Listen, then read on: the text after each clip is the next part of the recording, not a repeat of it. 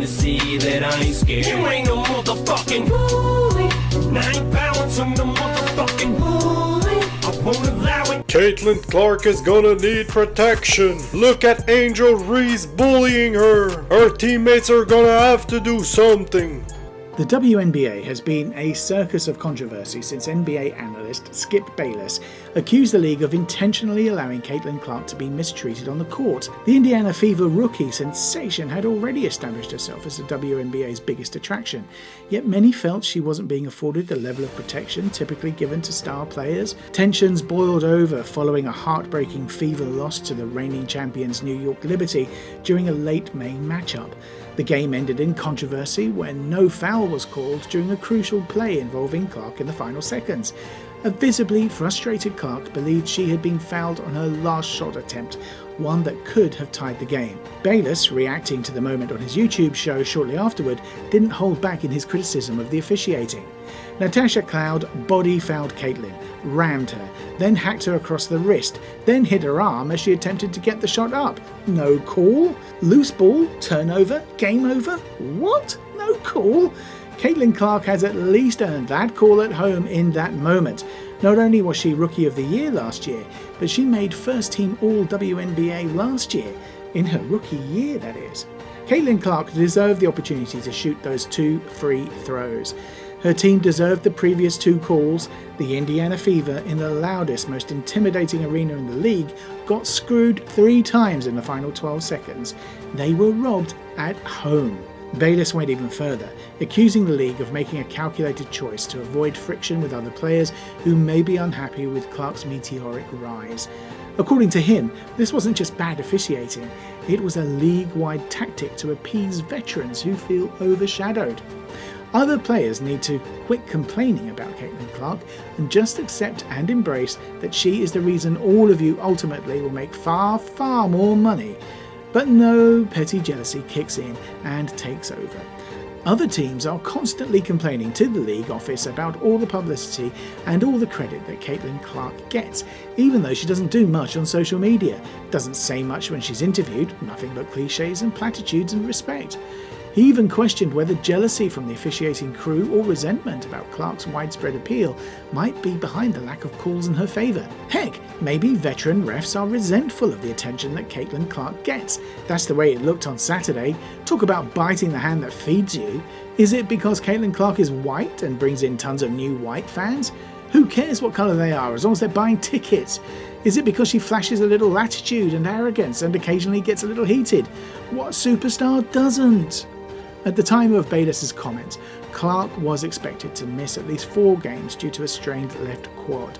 Her absence immediately impacted ticket demand, further highlighting her undeniable star power, and the stakes the WNBA faces and how it handles her treatment moving forward. Bullies Caitlin Clark has had to endure in the WNBA. To give context to Bayless's statements, we need to take the time of the clock a little backwards. By June 2024, about a year ago, the tension surrounding Caitlin Clark's introduction to the WNBA had reached new heights. The concerns that had started rumbling in the preceding month, after a series of brutal games and missed foul calls, had grown into something more urgent. The cry to protect the league's biggest rising star was no longer just a fan-led outcry. It had become a glaring issue that the WNBA could no longer ignore. Clark had already become a marked woman. On the court, she was being physically tested every night, absorbing body checks, hits off the ball, and a level of contact that often crossed the line between aggressive defense and outright targeting. While some argued that it came with the territory, others, especially after certain plays, felt she was being singled out, and the game that took place at Barclays Center in Brooklyn in early June, well, that did little to ease those worries. It was one of the most forgettable nights of her professional career. In a blowout 104-68 loss to the New York Liberty, Clark struggled. She shot just 1 of 10 from the field, including 1 of 7 from deep, and finished with a career-low 3 points alongside 5 assists. Her legs, clearly worn out after playing back-to-back games, gave out in more ways than one. In the fourth quarter, she suddenly signalled to her bench, motioning to her ear and walking off the floor in visible discomfort. Shortly after, she disappeared down the tunnel that leads to the visitor locker room, sparking concern from fans and reporters. She eventually returned to the bench to finish the game, but questions lingered until she addressed the moment post-game. "Just got hit on a screen a little bit," Clark told the Post. "I'm all good though, I just couldn't hear very well, so kind of hard to get your surroundings." Despite her poor shooting night and a lopsided loss, Clark made it clear that her confidence hadn't wavered. "No, absolutely not," she said when asked if she was shaken. "Continue to shoot the ball, that's what I'm going to do. I know I'm really good at that, but I think I've got to take some rest and get my body right. Feel a little break is going to be really good for me." The physical toll was obvious, but the mental and emotional challenges she faced were equally daunting. From the outset, Clark had been treated to a harsh welcome by some WNBA veterans, players who clearly had no intention of giving her an easy ride.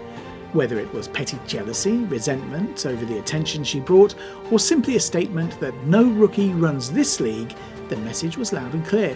And yet, Clark wasn't just any rookie. She had arrived carrying expectations, corporate deals, and an audience the league hadn't seen in years. That made her both a target and a prize. She is the one who signed the $28 million Nike contract even before attempting her first Logo 3. She is the one in the State Farm commercial. She is a marked woman. While many fans and pundits believed race may have been a subtle undercurrent in how Clark was received, she skillfully avoided engaging in that debate publicly. But there were others who saw it differently and louder.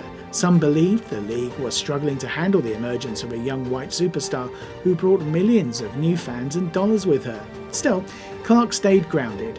When asked how she's been holding up under all the pressure, her response showed wisdom beyond her years. "I grew up playing basketball with the boys. You gotta find a way to hold your own," she said. "And then I grew up with two brothers. Things were very, very physical. A lot of blood, a lot of tears, whatever it was. So I'm definitely prepared for it." Then came the play that changed the conversation entirely. On June 1st, 2024, during a heated game in Indianapolis against the Chicago Sky guard Chennedy Carter blindsided Clark with a hard shoulder check away from the ball, sending her crashing to the floor. The move drew outrage online. Carter appeared to mouth a derogatory word afterwards and even liked several anti-Clark tweets that night. Initially, officials ruled it a common foul. The next morning, the WNBA upgraded it to a flagrant 1. A hard foul is one thing, a flagrant foul is another. It is also one thing to be tested, another to be targeted. The moment was a turning point. Many agreed that enough was enough. The league had to start drawing the line between tough basketball and straight-up bullying. Clark had taken the hits literally and metaphorically, but now the WNBA needed to act. The last thing anyone in the WNBA should want is injuring the golden goose that lays the golden egg. Despite all this, Clark never once publicly complained. She didn't ask for special favours or lighter treatment. She simply kept working, adapting and competing through pain, physicality and frustration. It wasn't just her skill or her stats that impressed people, it was her composure.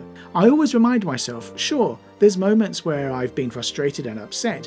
We've lost here, I haven't performed here, or things that I want to clean up," she said.